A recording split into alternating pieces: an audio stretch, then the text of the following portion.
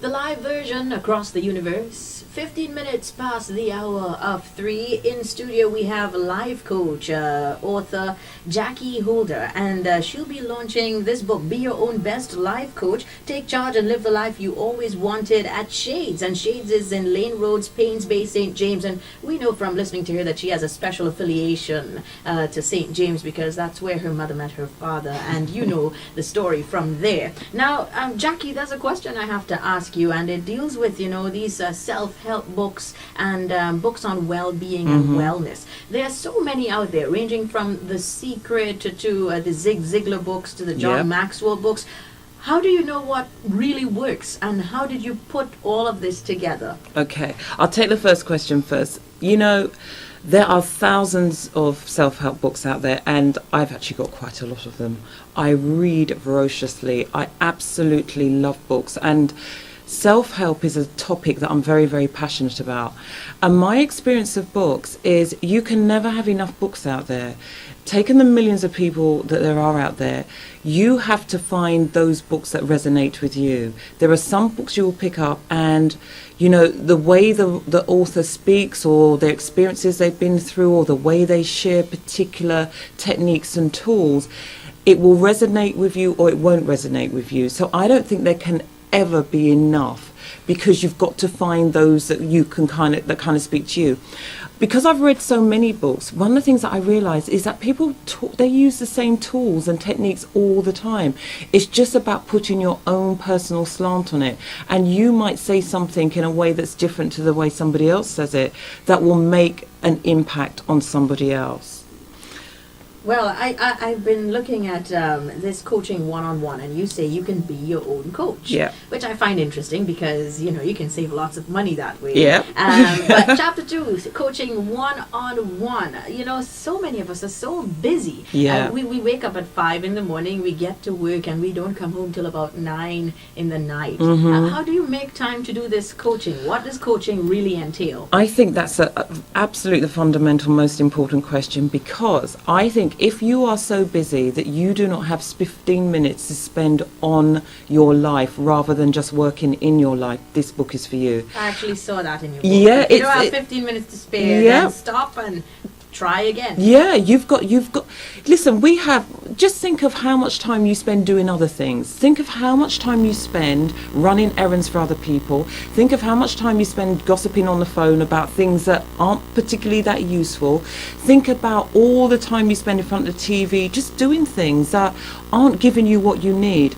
My absolute first premise, I know that every time a new client contacts me, that they have made a decision in their lives to take time out for themselves.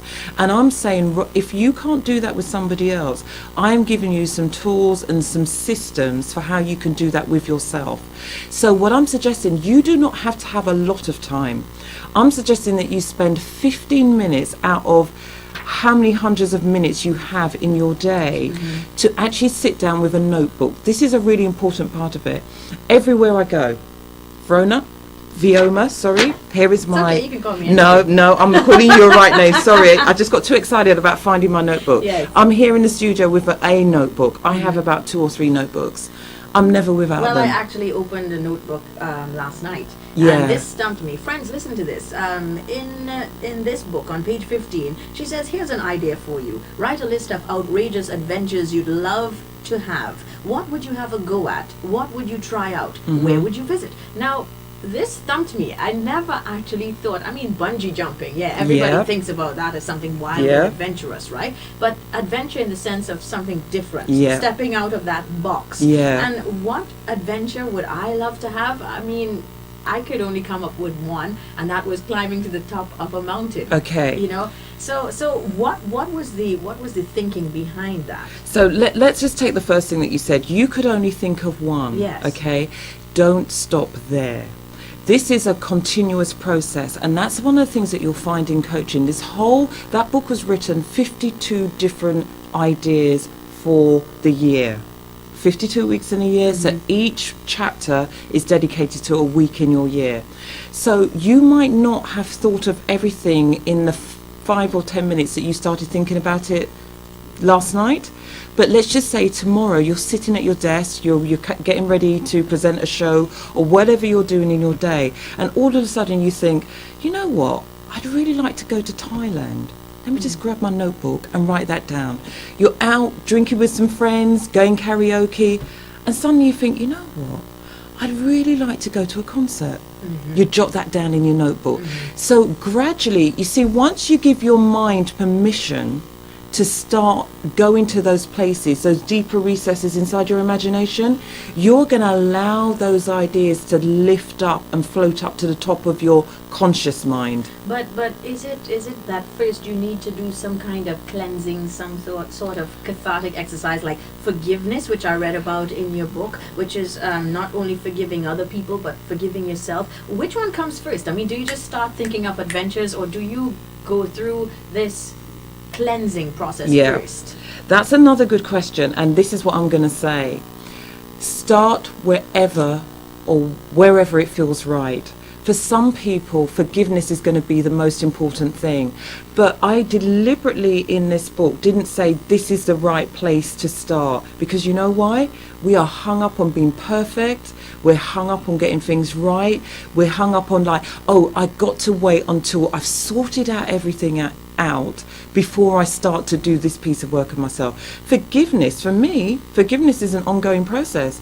It's not something that I just do today and I've sort of sorted all of that out. Forgiveness for me is a daily occurrence in my life. You know, I think of my daughter, I think of my family, I think of partner, and I think, you know, every day I'm thinking on some levels of forgiving them. So I'm saying start where you feel like this is the place. You did it last night, you got out your notebook and you thought of one thing that you wanted to do.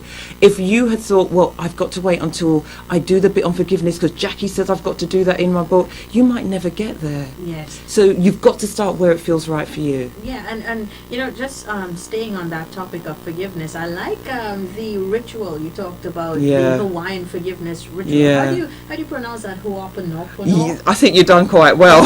Yeah. Okay. Yeah, well, that's bringing the person you wish to forgive to mind every morning. Yeah. And taking a few moments to forgive that That's person. right. It's like visualizing that person. Because you know what?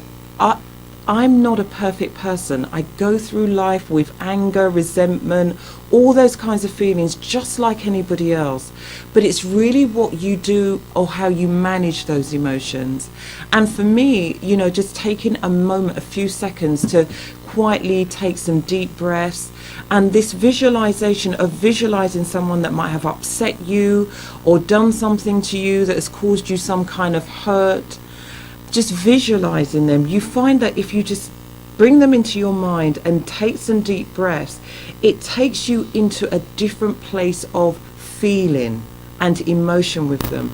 Often what we're doing, we're responding to our emotions without processing and releasing a lot of the toxicity around our emotions. So that's where, if we don't do that, we'll be very sharp, very blunt, very curt in the way we talk about people, the way we talk to people.